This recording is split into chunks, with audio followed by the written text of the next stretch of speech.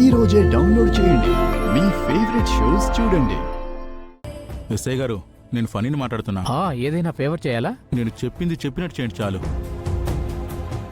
మీరు నన్ను చంపినా సరే నేను నా సుందరి లేకుండా ఇక్కడి నుంచి వెళ్ళను. బాలగారు, మీకు దండం పెడతాను, మీరు వెళ్ళిపోండి. ఏంటి ఇక్కడ న్యూసెన్స్? దేవుళ్ళ వచ్చారండి. ఇతను నా భర్తను చంపడమే కాకుండా అమాయకురాల్ని చేసి నా కూతురు మెళ్ళ తాళి కట్టాడు. ఇతను అరెస్ట్ చేయండి.